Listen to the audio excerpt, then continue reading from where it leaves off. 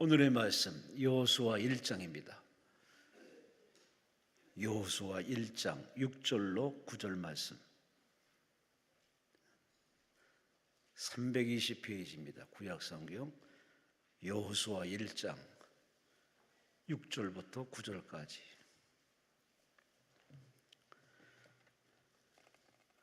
우리 함께 6절부터 9절 합독하십니다. 강하고 담대하라. 너는 내가 그들의 조상에게 맹세하여 그들에게 주리라 한 땅을 이 백성에게 차지하게 하리라. 오직 강하고 극히 담대하여 나의 종 모세가 내게 명령한 그 율법을 다 지켜 행하고 우로나 좌로나 치우치지 말라. 그리하면 어디로 가든지 형통하리니 이 율법책을 내 입에서 떠나지 말게 하며 주야로 것을 묵상하여 그 안에 기록된 대로 다 지켜 행하라. 그리하면 내 길이 평탄하게 될 것이며 내가 형통하리라. 내가 내게 명령한 것이 아니냐. 강하고 담대하라. 두려워하지 말며 놀라지 말라. 내가 어디로 가든지 내 하나님 여호와가 너와 함께 하느니라 하시니라. 아멘. 우리 대전에 위치한 오메가 교회 우리 황성훈 목사님이십니다. 오늘 11시의 제목은 하나님 말씀의 능력. 우리 목사님 나오십니다. 하나님께 감사와 영광을 소리시 바랍니다. 할렐루야, 할렐루야. 오늘 말씀이 기대가 되시는 분들은 두 손 들고 아멘 하세요. 하나님의 말씀이 내 심령 가운데 입맞추게 되면 내 안에 있는 모든 세포가 살아나고 내 모든 근심과 염려가 떠나가게 되고 또 잃어버린 소망과 비전이 회복될 줄 믿습니다. 자, 오늘 예배 한 번에 인생이 뒤집힐 수 있다. 예배 한 번에 인생이 뒤집힐 수 있다. 우리의 낮은 자존감과 실패감과 우울감과 모든 육신의 질병들까지도 성령께서 함께 하시면 치유받을 수 있다. 자, 이 말씀이 믿어지는 분은 두 손 들고 아멘 해보세요. 정말 믿습니까? 흔들고 아멘 해보세요. 믿습니까? 저는 여러분들이 이런 믿음이 있다는 전제를 가지고 하나님 말씀을 선포하도록 하겠습니다. 우리 옆에 있는 분에게 한번 인사할까요? 당신은 반드시 회복되어 쓰임받게 될 것입니다. 시작. 기적의 주인공이 될 것입니다. 응답의 주인공이 될 것입니다. 축복의 주인공이 될 것입니다.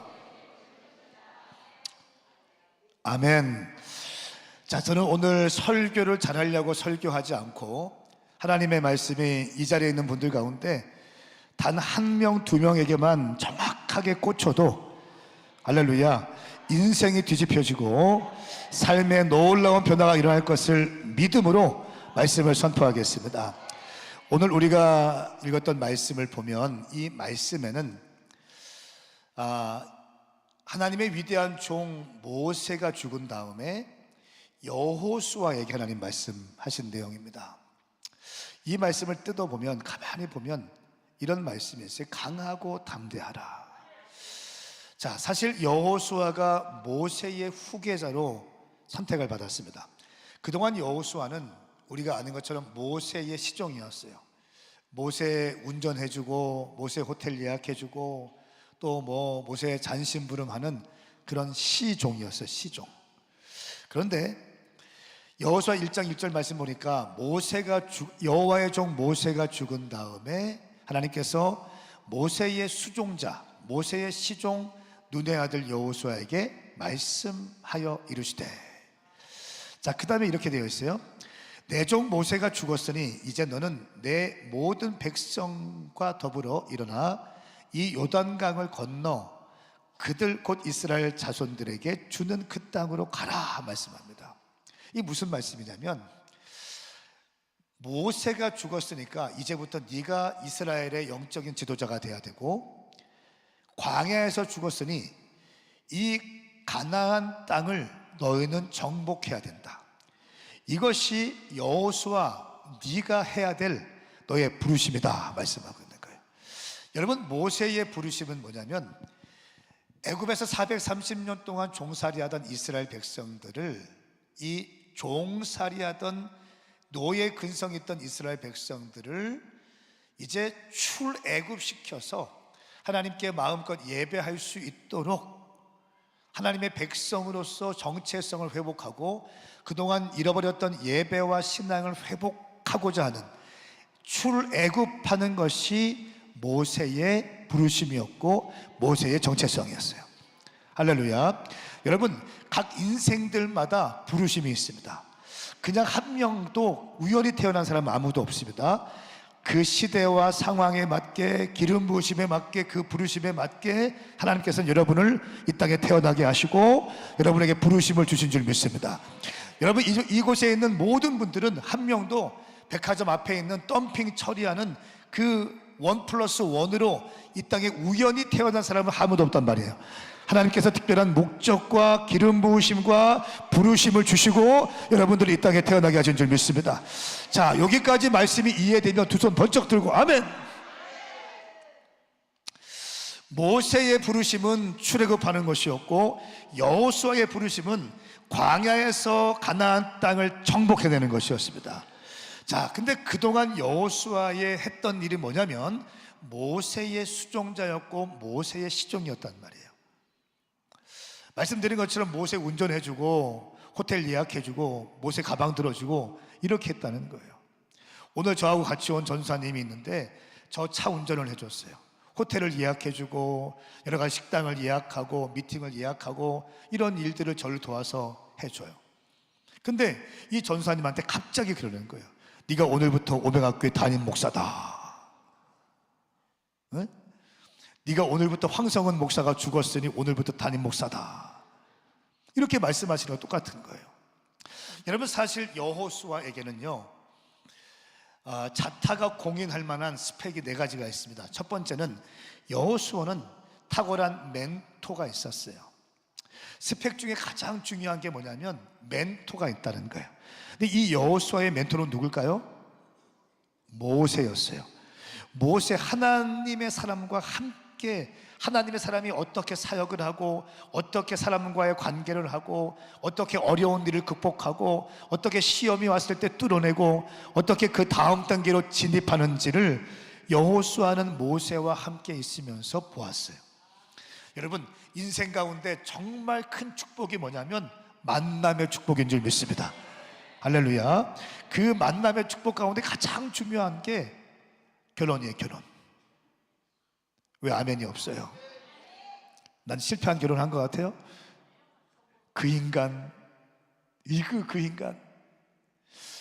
제가 청년들 사역을 하니까 청년들에게 항상 이렇게 얘기합니다. 기도하고 만나야지 성급한 결정을 해서 결혼하면 네 인생 꼬인다. 그리고 꼬인 인생 피려고 하면 피눈물 흘려야 된다. 제가 청년 사역을 쭉 하다 보니까 믿음으로 잘 세워졌던 애들이 엉뚱한 애들이랑 결혼하는 거예요. 엉뚱한 애들이랑. 그래서 말씀처럼 믿지 않는 자와 멍에를 어떻게 같이 매냐. 난 믿지 않는 사람 데리고 오면 결혼 주례 안 하겠다. 이렇게 얘기해요. 진짜 사랑한대. 진짜 사랑한대. 교회 다니겠다고 약속했대. 그러면 네가 전도해서 교회 다니게 하고 세례 교육 받고 세례 집례를 한다. 세례식을 한 다음에 그렇게 하면 내가 결혼할게. 결혼 주례할게. 이렇게 얘기해요. 그래서 여러 커플들을 예수 믿게 하고 세례 받게 하고 결혼 주례한 적이 있습니다. 여러분, 만남의 축복은 가장 큰 축복이에요. 할렐루야. 그 중에 결혼 배우자. 두 번째는 멘토를 잘 만나야 돼요. 할렐루야. 멘토가 제 목사인데 정치하는 목사를 만났으면 저는 정치판에서 막 뒹굴러 다니는 목사가 됐을 거예요. 네? 정치하는 목사. 맛집을 투어하는 목사님을 만났으면 나는 전국의 맛집 리스트를 쫙 가지고 쉬는 날이 되면 맛집을 투어하는 목사가 됐을 거예요. 땅 투기 잘하시는 목사님이 내 멘토였다면 저는 땅 투기하는 그런 목사가 됐을 거예요. 근데 저에게 멘토가 있는데 한밭제일교회라고 이영환 목사님이세요. 아시는 분 손 들어보세요. 한밭제일교회 이영환 목사님이 저의 영적인 멘토고 아버지세요. 근데 이 이영환 목사님은 은퇴하셨는데 정말 기도의 사람이에요. 눈물의 사람이에요. 새벽에 일찍 일어나셔서 한 2, 3천석 되는 본당을 다니면서 이렇게 의자를 손을 얹고 기도하시는 분이세요. 정말 이 시대의 성자. 교회가 그렇게 큰데도 늘 겸손하시고, 저희 교회 건축한 다음에 입당을, 오메가 교회 아시는 분 손 들어보세요. 한 높이 들어보세요. 별로 없네요. 좀 이따 영상 보여드릴게요. 저 오메가 교회인데, 오메가 교회가 건축이 됐어요. 작년에 건축해서 이제 입당 예배 드리는데도 오셔가지고 저한테 이렇게 말씀하시더라고요. 겸손하라고. 끝까지 겸손하라고. 그리고 너는 잘생겼으니까 여자 조심해, 여자 조심해. 어? 여자 조심해. 늘 뵐 때마다 여자 조심해. 끝까지 겸손해야 돼. 마음에 조금이나 또 교만하면 안 돼. 그래야 끝까지 갈 수 있어. 할렐루야. 저에게 늘 그렇게 말씀해 주세요. 늘 제가 약간 좀 부흥돼서 흐트러진 마음이 있거나 여기저기 집회를 많이 다니면서 막 이렇게 바쁘고 알려지기 시작하고 하면서 조금 마음이 좀 붕 뜨는 마음이 있으면 기가 막히게 전화를 주셔가지고 기도줄 놓치면 안 된다고 하세요. 제 영적인 아버지. 저는 이영환 목사님 만나서 조금 기도하는 목사가 됐어요. 조금. 목사님께서는 한국교회의 회복이 목사님들이 금식 기도를 해야 된다. 이게 너무 세속화의 거센 물결이 있기 때문에, 거센 물결이 있기 때문에, 세속화의 바람이 있기 때문에 웬만큼에서는 뚫리지 않고 돌파되지 않고 주의 종들이, 영적인 지도자들이 금식하면서 회개해야 이 거센 세속화의 물결을 치고 나갈 수 있다. 할렐루야. 이런 목회관을 갖고 계세요. 늘 금식하시고. 제가 목사님을 만나서 추수감사절 어간에 21일 금식을 했어요. 그러니까 13년 동안, 개척해서 13년 오는 동안 한 9번 정도 추수감사절 때 21일 금식했어요.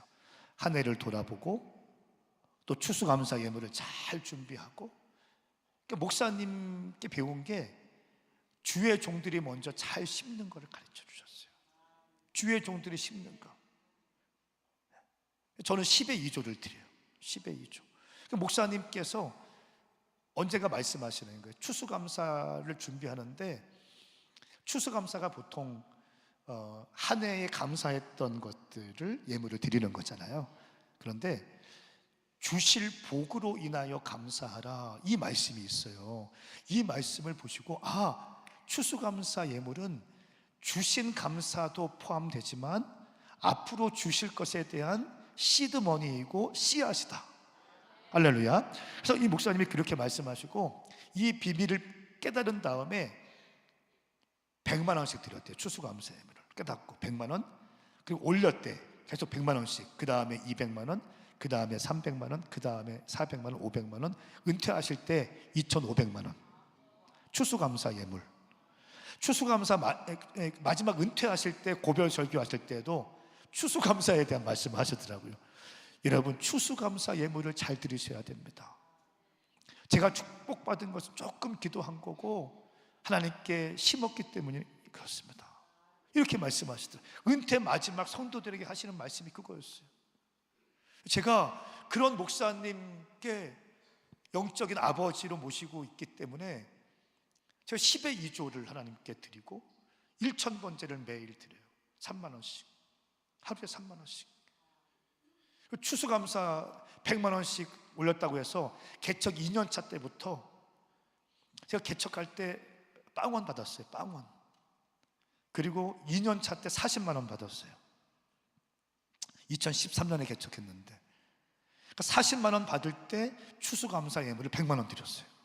그 말씀을 듣고. 그리고 나도 교회에 선포했어요. 나도 내 이영환 목사님께서 그렇게 하셨으니까 나도 그렇게 하고, 나는 은퇴할 때 5천만 원 드리리라. 추수감사 예물만 쭉쭉쭉 올라가서.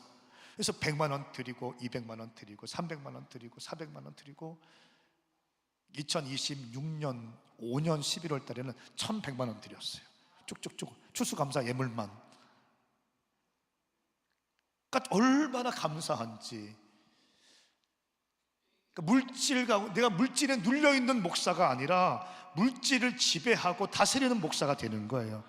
사랑하는 여러분, 여러분의 삶의 물질, 만몬에 돈돈거리면서 끌려다니는 인생이 아니라 만몬을 다스리고 만몬을 통치할 수 있기를 예수 그리스도의 이름으로 선포합니다. 이럴 때는 두 손 들고 아멘 해보세요. 선포합니다. 선포합니다. 여러분, 이런 기도원에 와서도요, 믿음으로 예물 심으세요. 째째하게 드리지 마세요. 은혜 받은 만큼 드리셔야 됩니다. 할렐루야.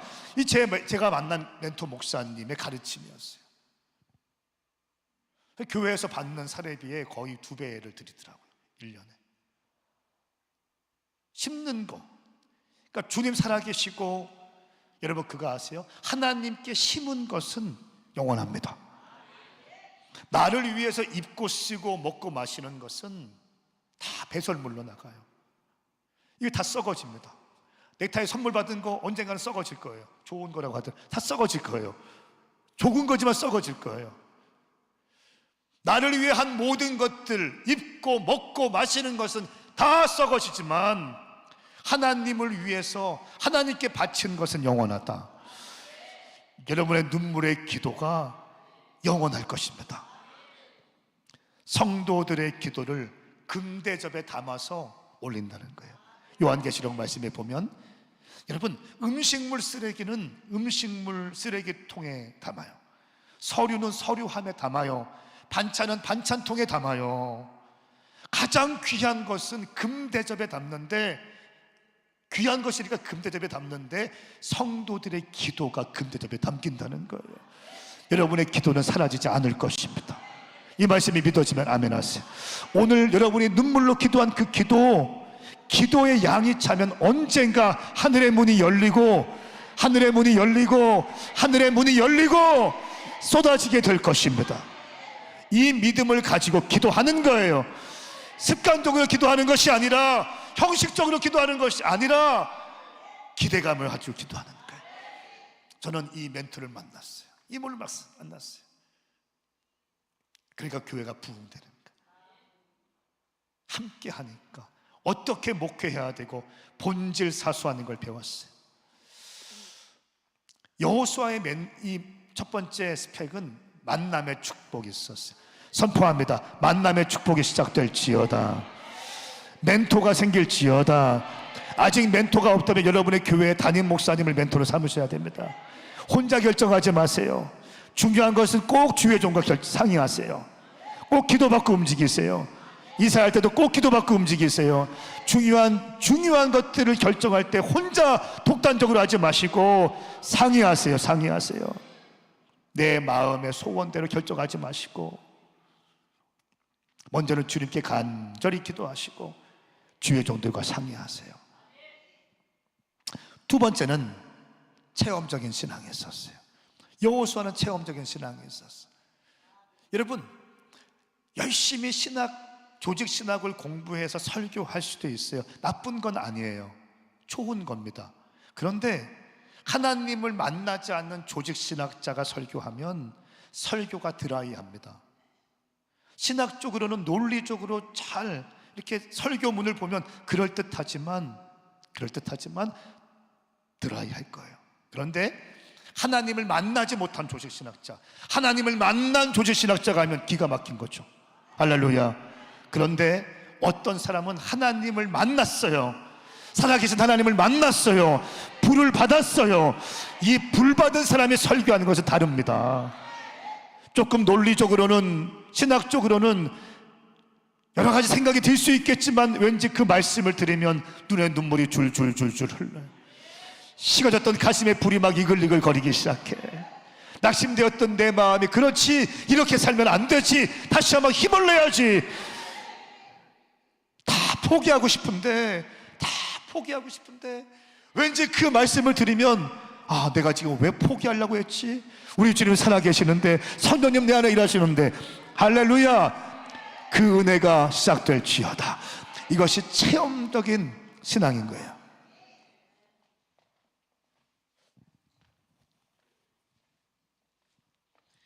이 말씀이 믿어지면 두 손 번쩍 들고 아멘 해보세요. 에이, 찌짜게 되지 말고 번쩍 들어보세요. 하나님의 말씀이 은혜가 되면 두 손 들고 아멘, 흔들고 아멘. 체험적인 신앙이 있었어요. 옆에 있는 사람에게 인사하세요. 우리 체험적인 신앙을 경험합시다. 한마디로 말하면 불 받읍시다. 아멘입니까? 그냥 은혜 쬐끔 눈물 조금 감동 조금 오고 그냥 집에 가지 마시고 불 받으셔야 돼요. 불병거를 타고 오르지 못할 산이 없습니다. 하나님이 허락하신 불병거를 타고 건너지 못할 강이 없고, 하나님께서 인도하시는 불병거를 타고 건너지 못할 강이 없고, 해결받지 못할 문제가 없고, 오르지 못할 산이 없는 줄 믿습니다. 불병거를 타고 가야 돼. 불병거를. 여호수아에게는 체험적인 신앙이 있었잖아요. 홍해를 건너가는 경험이 있었다는 거예요. 아말렉 전투에서 이기는 경험이 있었어요. 자기가 잘나서 이기는 것처럼 보였지만 알고 보니까 뒤에서 모세가 기도할 때 모세의 팔이 올라가면 전쟁에 승리했고 모세의 팔이 내려오면 전쟁에 졌어요. 그리고 배우게 되는 거예요. 아, 전쟁은 나의 힘과 능력이 아니라 기도의 힘에 있구나. 할렐루야. 홍해를 건너가면서 홍해의 바닥을 밟아가면서 하나님이 역사하시는구나. 거대한 동풍을 불어주셔서 이 바다를 갈라내시는 분은 하나님이시구나. 하나님은 살아계시구나. 체험적인 신앙이 여러분 가운데 심겨질지어다. 체험적인 불이 임할지어다. 불이 임할지어다. 불 받아야 돼요. 불 받아야 돼요. 제가 오늘 기도할 때 이렇게 기도, 하나님, 설교 잘하는 목사가 아니라 불을 내려주는 목사가 되게 해주세요. 기름 부어 주시옵소서. 저의 메시지에 기름 부어 주시옵소서. 저의 설교에 기름 부어 주시옵소서. 나의 기도인도에 기름 부어 주시옵소서. 여기 있는 사역자들이 있습니까? 사역자들 가운데 불이 임할지어다. 기름 부으심을 사모하셔야 돼요. 기름 부으심 없이 사역할 수 없습니다. 하늘의 문이 열려야 되는 거예요. 성령의 비둘기같이 임해야 되는 거예요. 그래야 각 사람 가운데 성령이 임하고 방언이 터지게 되는 거예요. 아멘입니까? 하늘 문이 열리면 여러분의 인생의 문이 열리기 시작하는 거예요. 하늘의 문이 열리면 여러분의 문제의 문이 열리기 시작하는 거예요. 얽혔던 것들이 끊어지기 시작하는 거예요. 그것이 기름 부으심이란 기름 부으심. 체험적인 신앙이 있어야 돼요. 세 번째, 여호수아에게는 전문성이 있었어요. 전문성. 불만 받고 끝나는 것이 아니라 전쟁에 능한 전쟁의 용사였어요. 가나안 정복 전쟁, 학자들은 약 15년 정도 어간 동안 가나안 정복을 했다고 그래요. 이 15년 전쟁하는 동안 딱 한 번 집니다. 아간이 범죄했을 때, 아간이 하나님께 불순종했을 때 아이성 작은 성 하는데 실패하잖아요. 그리고 그것을 깨닫고 아갓을 처리하죠. 그때를 빼놓고 어떤 때는 성령의 음성을 듣고 가는데 총공격을 하기도 하고, 어떤 때는 아주 긴급하게 기습전쟁을 하기도 하고, 여리고성을 무너뜨릴 때는요 하루에 한 바퀴씩 성을 하루에 한 바퀴씩 돌고 마지막 날 일곱째 날은 7바퀴를 돕니다. 마지막 날 큰 소리를 지르며 나팔을 부릅니다. 창과 칼을 대지 않고 난공불락의 여리고성을 무너뜨려요. 하나님의 음성을 듣고 움직인다는 거예요. 전쟁에 능한 사람이었습니다. 여러분 삶 가운데 전문성이 있기를 축복합니다. 기도원에 뜨겁게 기도한 다음에 여러분 살림하는 사람들 살림을 잘해야 돼요. 기도했다고 피곤하다고 밥도 안 하고 설거지는 쌓여있고 방에는 머리카락이 막 더덕더덕 있고, 아, 나 피곤하다고, 나 기도원 갔다 왔다고 막 퍼질러 있으면 전문성 없는 거예요. 어? 아멘 하세요. 열심히 기도했으면 교회 가서 봉사도 열심히 해야 되는 거고, 여러분 섬기는 교회 가서 구역장 할 때 열매가 있어야 되는 거고요. 피아노 치는 사람 피아노 열심히 치고 예배팀 열심히 섬기고, 꽃꽂이 열심히 하고, 꽃꽂이를 하자 대충 촌스럽게 하지 말고 제발 좀. 꽃꽂이를 촌스럽게 해놓으면 어떻게 이거를 촌스럽다고 말할 수도 없고, 시험 들까봐 치우라고 할 수도 없고 애매해요. 전문성이 있어야 돼. 전문성이. 학생들은 열심히 또 공부해야 되고, 직장인들은 열심히 회사가 돈 벌어야 되고, 막 늦게 10분 20분 늦게 가놓고 막 큐티책 펴. 직장에 가서. 나도 싫어해. 그러면 직장에서 큐티하려면 1시간 먼저 가서 큐티하든지, 왜 근무 시간에 큐티하고 난리야. 그러니까 기독교 욕먹는 거예요. 따라하세요. 전문성. 아멘입니까? 프로페셔널한 마인드가 있어야 되는 거예요. 저는 여러분들이 밥을 하면 밥이 되지도 않고 질지도 않고 전문성 있는 맛있는 밥을 하기를 축복합니다.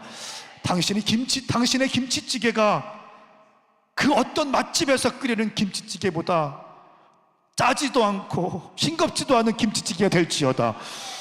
당신의 김치찌개를 먹으면 당신 남편이, 당신 자녀들이 행복하고, 할렐루야.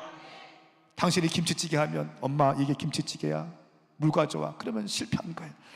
전문성 없는 거예요. 전문성.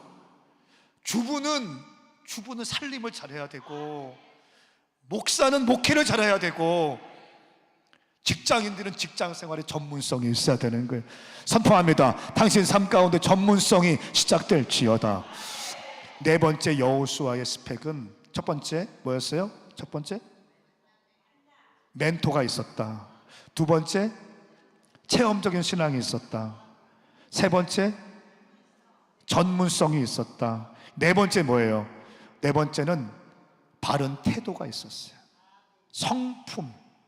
제가 요즘에 참 많이 이렇게 집회를 다니는데, 이렇게 보면요, 성품이 준비가 안 되면 반짝이다가 사라집니다. 그러니까 교만하거나 그러면 이렇게 끝까지 가지 못하더라고요. 애티튜드라고 하는 이 태도, 바른 태도, 하나님을 경외하는 태도,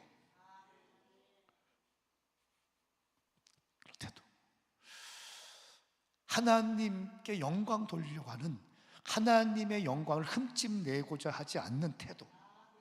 할렐루야. 나는 하나님의 종이라고 하는, 하나님의 말씀을 성언 운반 일념, 하나님의 말씀을 성도님들께 전달하고자 하는 일념으로 나는 수종드는 자일 뿐입니다. 할렐루야. 예, 바른 태도가 있어야 된다는 거예요. 여호수아는, 모세는 회막에 있다가 떠났는데 여호수아는 밤늦게까지 회막에 홀로 있습니다. 이런 집회 끝나고 남들은 다 가는데 누군가는 의자를 정리하고 누군가는 쓰레기를 줍고 했다는 거예요. 여호수아가 했다는 거예요. 그리고 그 여호수아가 밤새도록 회막에서 뭐 했을까요? 제가 볼 때 기도했을 거예요. 하나님, 모세 선생님에게 주신 기름 부으심 내게도 부어주시옵소서. 모세에게 있던 그 능력과 권세와 그 성품과 그 달란트, 하나님 내게도 허락하여 주시옵소서. 난 아직 어리고 부족합니다. 하나님, 나는 실력도 없습니다. 하나님, 그러나 내가 여호와를 의지하오니, 하나님을 갈망하오니, 모세에게 주신 그 기름 부으심 내게도 부어 주시옵소서. 모세는 회막을 떠나지만 여호수아는 회막 가운데 머물러 있었다. 여러분, 아무리 실력이 없어도요, 성실한 사람을 당하지 못합니다. 태도는 모든 것을 가능케 해줘요. 저도 사역자를 뽑을 때 실력 있고 말씀 좋고 예배인도 잘하고 뭐 다 좋은데 기본적인 태도가 없으면 저는 쭉 밀어놓습니다. 거들떠 보지도 않아요. 앞에서 막 뭐 이렇게 말씀도 잘 증거하고 뭐 이렇게 잘생기고 뭐 이렇게 하는데 뒤에서 이기적이고 잘난 척하고 그러면 저는 그냥 쭉 밀어놔 버려요. 거들떠 보지도 않아. 그리고 이 사람은 그런 시간들을 좀 통과해야 돼. 그런 사람일수록 너 오늘부터 화장실 청소해라. 화장실 청소할 때 솔로 닦지 말고 손으로 닦아봐. 이렇게 시키기도 해요. 그런 사람에게 그게 필요한 거예요. 그런 시간이 통과해야 끝까지 갈 수 있는 사역자가 될 수 있으니까. 근데 여호수아에게 이렇게 좋은 스펙이 있습니다. 멘토가 있죠, 체험적인 신앙이 있죠, 전문성이 있죠, 좋은 성품이 있어요. 진짜 귀한 사람이에요. 그런데 오늘 읽었던 본문 말씀을 보면 그 좋은 스펙 좋은데, 나쁜 건 아니야, 꼭 필요한 건데 그것만으로는 부족해 라고 하는 거예요. 네가 이스라엘 모세의 후계자가 되고, 여러분, 이 모세의 후계자가 된다는 것은 엄청난 압박감 아니겠습니까? 과연 이스라엘 백성들이 나를 인정해 줄까? 이스라엘 12지파장들이 있었을 거예요. 지파장들은요, 오늘날로 말하면 믿음도 있고 실력도 있고 서울대 나오고 언어도 유창하게 하고 히브리어 헬라어 다 하고 영적인 은사도 있고 다 그런 사람들 아니에요? 수십만 명 중에 대표니까 이스라엘 12지파장들 모임이 있었을까 없었을까요? 있었어요. 그때 이제 신출애기 모세의 시종이었던 여호수아가 딱 앉고 12지파, 유다지파, 레위지파, 시므온지파 지파장들이 쫙 앉아있어. 와, 다 난다 긴다 한 사람들이에요. 예? 어마어마한 사람들, 한 수십만 명을 대표하는 사람들이 딱 앉아있는 거예요. 그때 여호수아 어떤 생각이 들까요? 이 사람들이 날 인정해 줄까? 그렇죠? 내가 한 말이 먹힐까 이 사람들한테? 난 아직 어리기도 하고 실력도 별로 없는데 모세와 함께 뛰던 사람들이 나를 과연 인정해 줄까? 모세 가방 들어줬던 난데? 이런 생각했을 거예요. 어마어마한 압박감과 부담감이 있었을 거예요.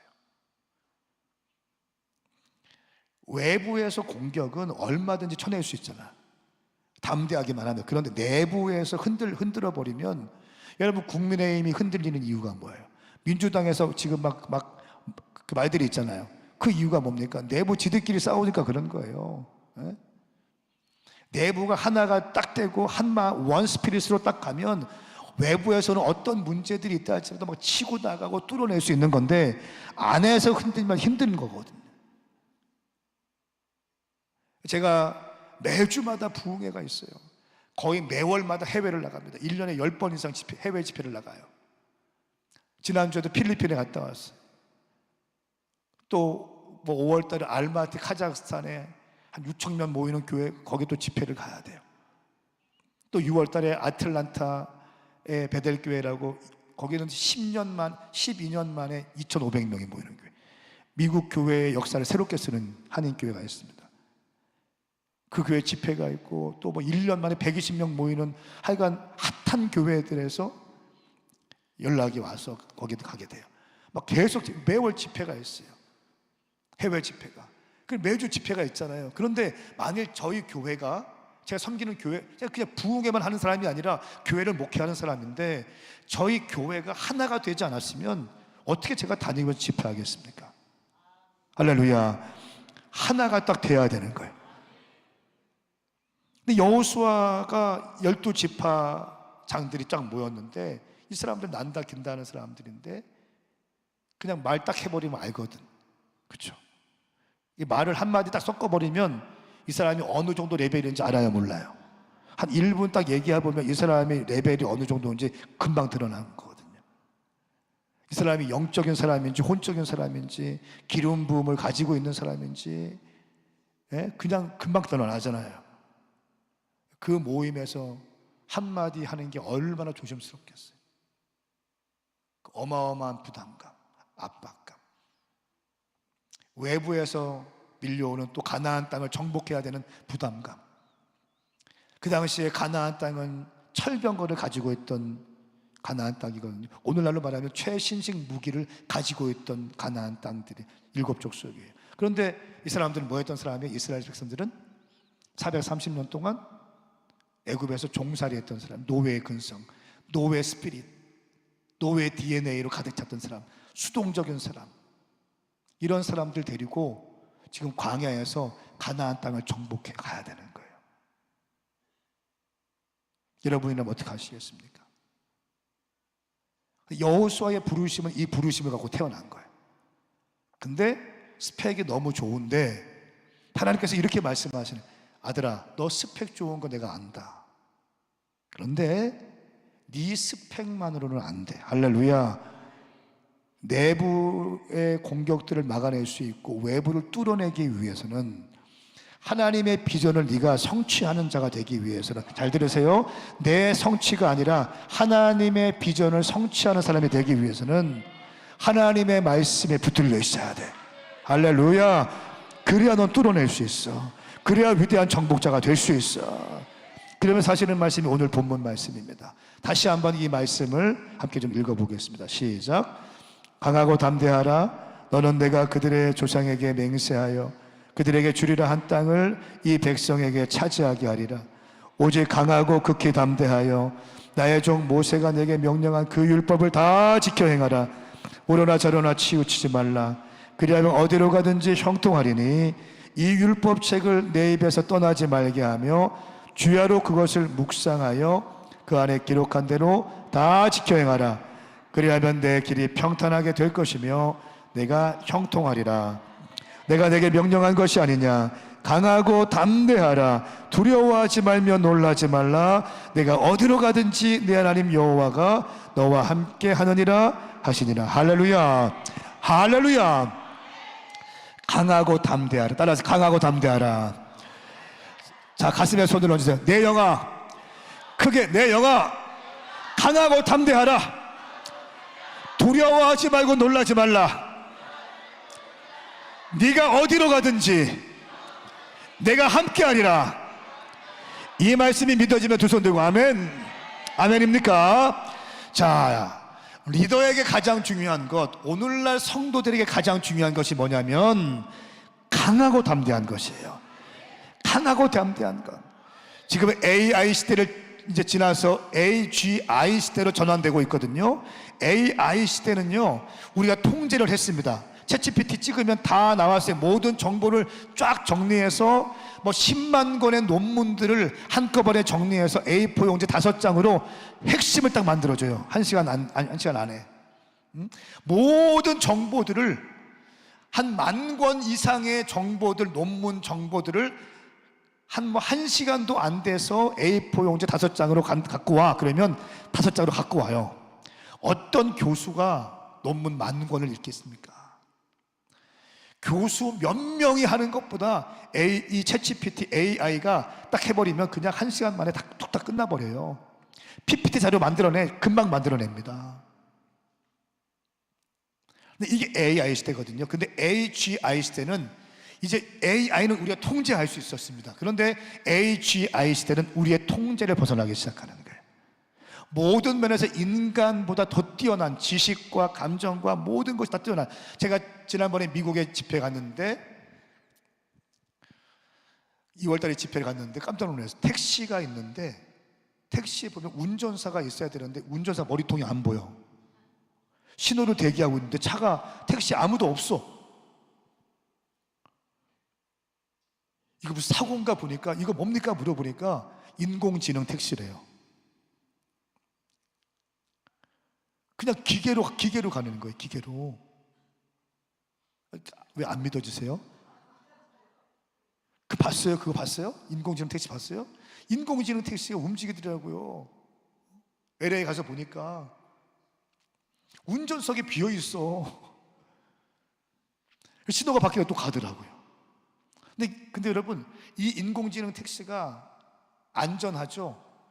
사고도 안 나죠? 정지선 딱 지키죠? 과속하지 않죠? 기분대로 운전하지 않죠? 택시 강도로 바뀔 위험도 없죠? 요금도 3분의 1 정도가 싸대요. 그러면 택시 기사 일자리가 점점 없어지겠죠. 일자리가 점점 빼앗기기 시작하는 거예요.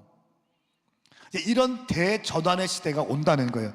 이제 아마 얼마 가지 않으면요, 사람이 운전하면 벌금을 맞을걸요?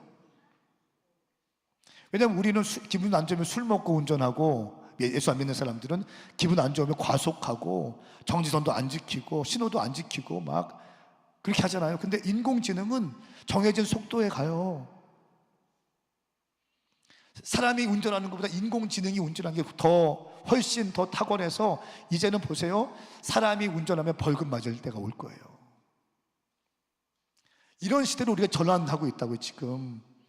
이런 시대, 대전환의 시대에 강하고 담대하지 않으면 이제 분별력이 없고요, 절제력이 없고 집중력이 없으면 다 무너져요. 할렐루야. 분별력, 영적 분별력이 있어야 되는 거예요. 집중력이 있어야 돼요. 또 절제력이 있어야 되는 거예요. 이것은 어떻게 주어지는가? 하나님의 말씀을 통해서 부어지게 되는. 할렐루야. 영 분별의 은사가 있어야 돼요. 이 얘기를 하면 너무 시간이 많이 걸려. 여호수아에게 하나님은 네가 좋은 스펙이 있지만 하나님의 말씀을 묵상해야 강하고 담대할 수 있다. 할렐루야. 하나님의 말씀은 좌로나 우로나 치우치지 않습니다. 날성과 같이 예리합니다. 모든 것은 변하지만 영원히 변하지 않는 것은 하나님의 말씀인 줄 믿습니다. 이 말씀의 두 기둥은 미슈파트와 차다카, 공평과 정의라고 하는 하나님의 말씀의 두 기둥이 있어요. 매일같이 말씀을 묵상하면 이 안에 공평과 정의가 딱 성립이 되어져요. 그러면 어떠한 일을 만나든지 강하고 담대할 수 있어요. 사도 바울 선생님이 그의 서신서에서 1장 1절에 늘 하는 말이 있어요. 은혜와 평강이 있을지어다. 은혜와 평강이 있을지어다. 로마의 18원 사슬 가운데 많은 사람들이 죽어가고 또 많은 사람 순교하는 가운데 그럼에도 불구하고 너희들은 지금 비즈니스를 하지 못하고 경제가 어려움이 있고 로마의 치하에 있고 예수 믿다가 죽임당하고 있고 순교 가운데 있지만 은혜와 평강이 있을지어다. 어떠한 일을 만나든지 저는 선포합니다. 은혜와 평강이 이 자리에 여러분 가운데 부어질지어다. 부어질지어다. 은혜와 평강은 나 은혜와 평강을 누려야지 한다고 되는 게 아니에요. 은혜와 평강은 하나님의 말씀이 내 자리에 차곡차곡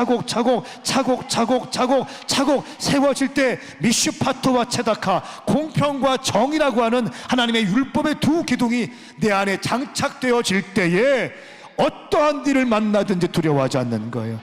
그 은혜가 시작될지어다. 제가 2013년도에 교회를 개척했어요.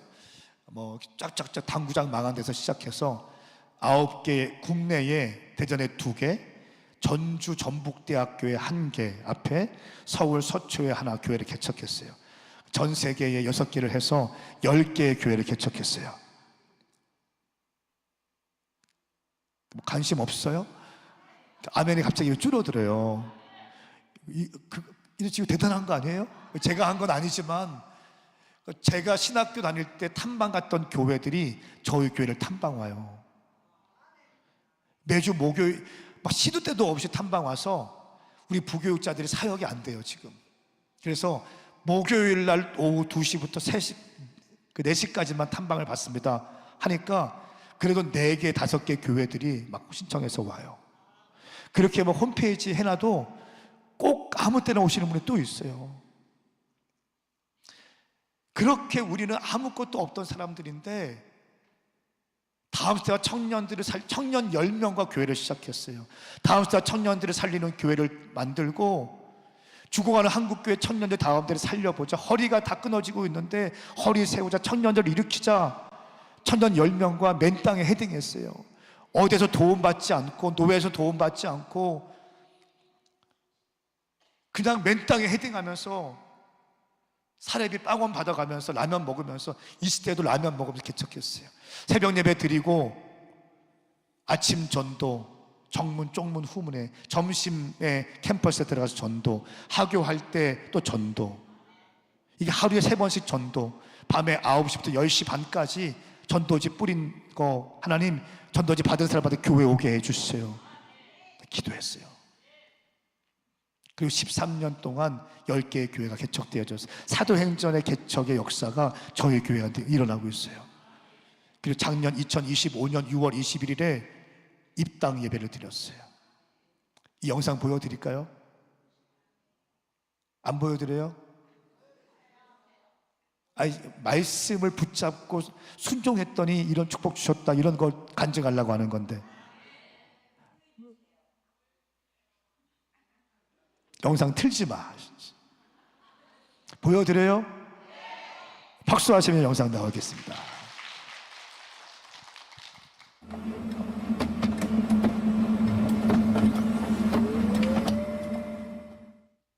(2022년도로) 돌아보면 정말 많은 은혜가 있었는데요. 그 중에 하나는 센터 처치 부지를 받은 겁니다. 우리 오메가 교회가 개척되어졌던 2013년도에 개척했는데 9년 전 가격 그대로 하나님의 역사로밖에 설명이 안 되는 일들이 우리 교회 가운데 있는 줄 믿습니다.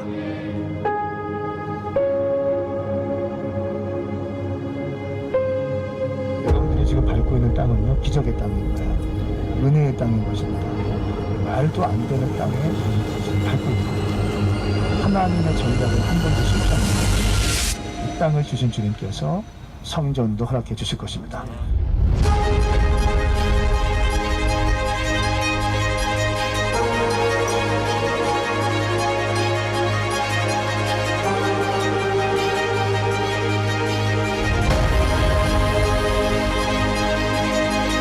센터 조치 규모를 기념하는 케이크 커팅식을 시작하겠습니다.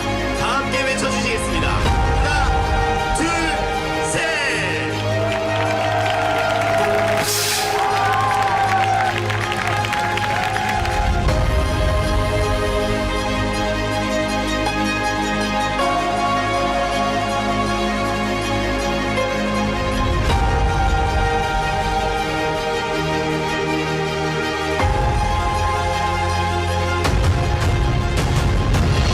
성전이 세워지는 것이 우리의 기쁨, 하나님의 성전이 세워지는 것이 우리의 자랑입니다. 하나님의 성전이 세워지는 것이 우리 삶의 영광입니다. 주의 성전을 세워주시옵소서.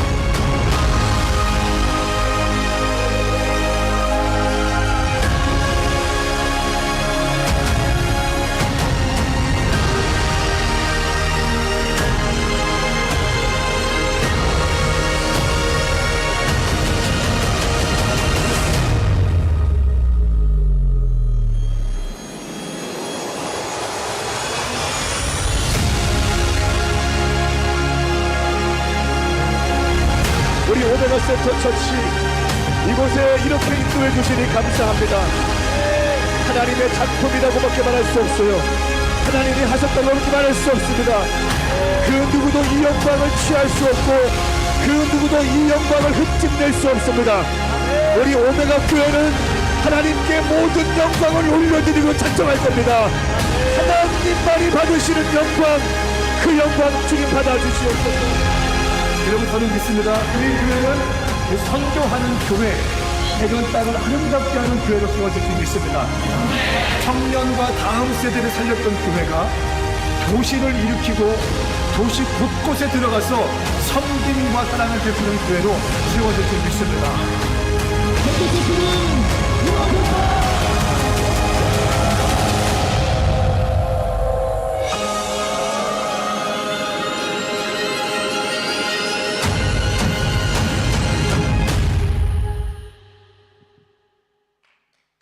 이렇게 박수하겠습니다. 하나님 말씀에 순종하는 자 쓰임 받을 수 있습니다.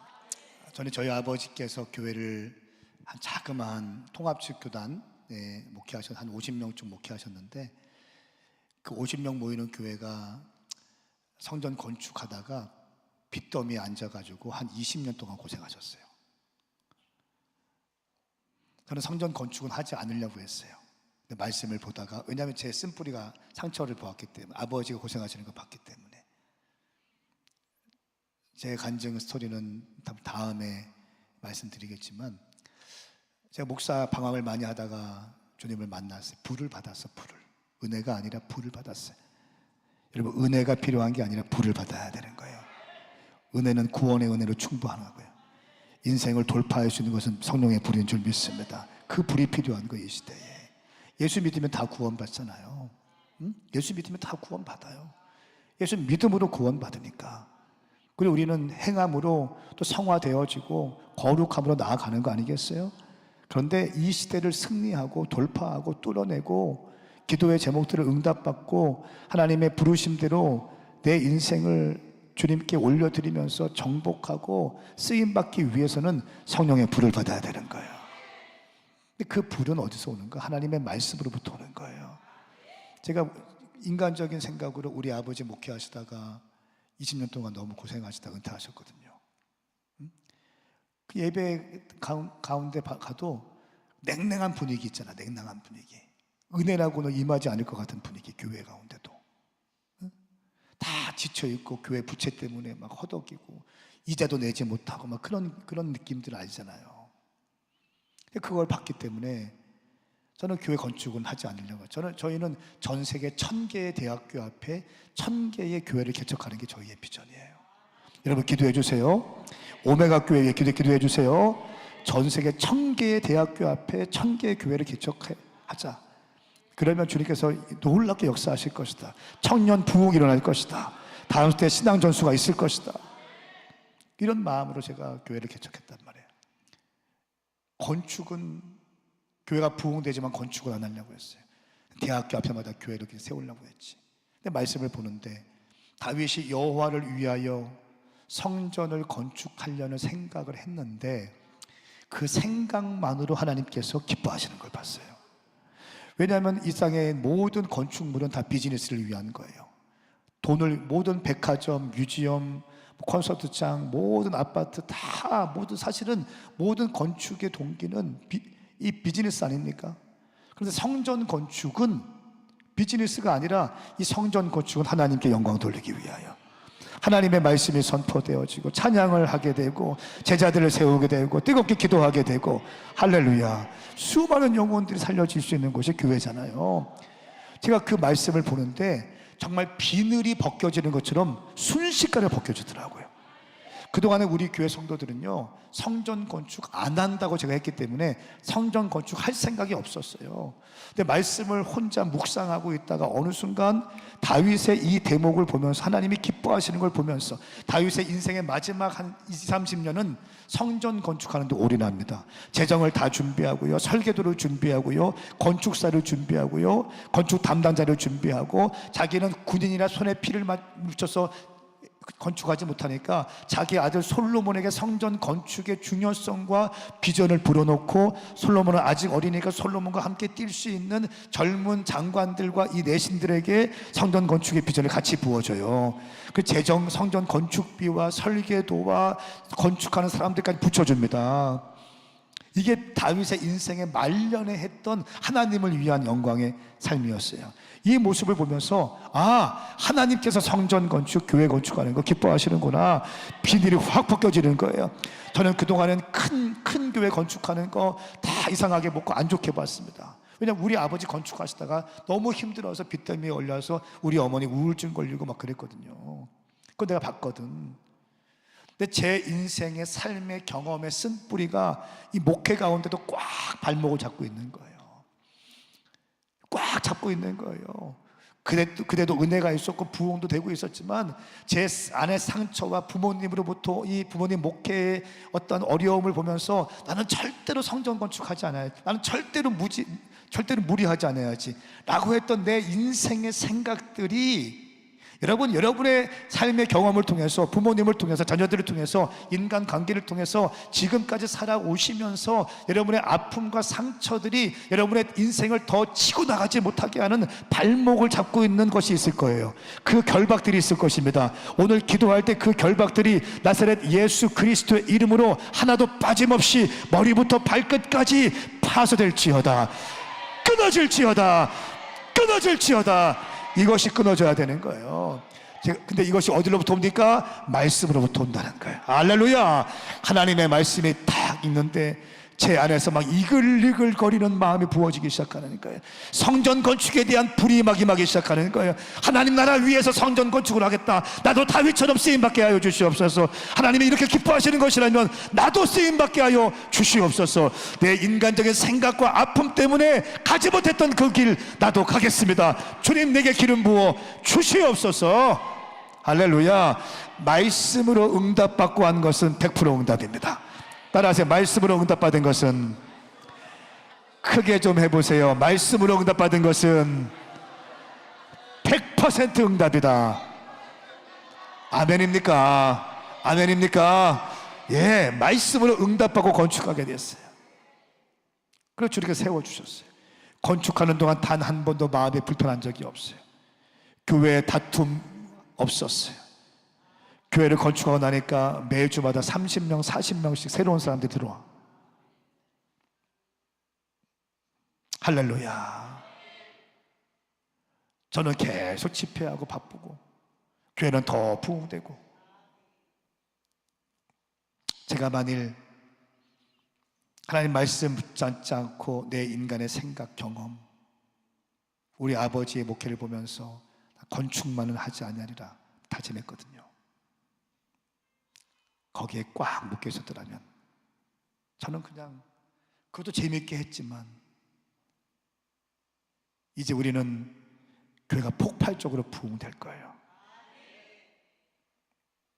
작년 6월 달부터 지금까지 한 300여 명이 성장했더라고요. 교회가 이제 거의 차기 시작해요. 천석이 천석. 본당만 천석에 1400석까지 깔 수 있어요. 예배 드릴 때 거의 차서 예배 드려요. 사랑하는 여러분, 하나님의 말씀의 능력을 신뢰하세요. 아멘입니까? 말씀 따로 행동 따로 하지 마세요. 우리 시간 기도하십시다. 하나님, 내게도 말씀의 불을 허락하여 주시옵소서. 여러분, 오늘 말씀의 기름 부으심이 느껴집니까? 오늘 말씀의 임재가 느껴집니까? 오늘 말씀이 또 하나의 말씀이 아니라 여러분의 심령을 흔들어 쪼개고 여러분의 가운데 불을 지펴지는 말씀입니까? 그 말씀을 붙드세요. 여러분, 이 성산에 올라올 때에는 그냥 아무 문제가 없는 사람 없을 거 아니에요. 크고 작은 문제가 있고 해결받아야 될 문제가 있고 치유받아야 될 건강의 문제가 있고 자녀의 문제, 남편의 문제, 배우자의 문제, 또 사업장의 문제, 직장의 문제, 치유받을 문제들이 있을 거 아닙니까? 하나님 말씀 가운데 강하고 담대하세요. 좌로나 우로나 치우치지 마십시오. 말씀으로 기도할 때 주님께서 응답하실 줄 믿습니다. 두 손을 번쩍 들겠어요. 높이 들으세요. 그리고 주의 이름 삼창 부를 때 병든 비둘기처럼 목소리 내지 말고 큰 목소리로 응답받는 것을 눈으로 보고 기도하세요. 할렐루야. 치유받은 것을 눈으로 보면서 기도하세요. 내가 펄쩍펄쩍 뛰는 것을 눈으로 보면서 기도하세요. 사업의 문이 열린 것을 눈으로 보면서 기도하세요. 여러분이 쓰임받는 것을, 여러분의 기도의 제목들이 응답받는 것을 눈앞에 가져와서 기도하세요. 기도할 준비 됐습니까? 기도할 준비 됐습니까? 기도할 준비 됐습니까? 주의 이름 삼창 부리며 기도합니다. 주여!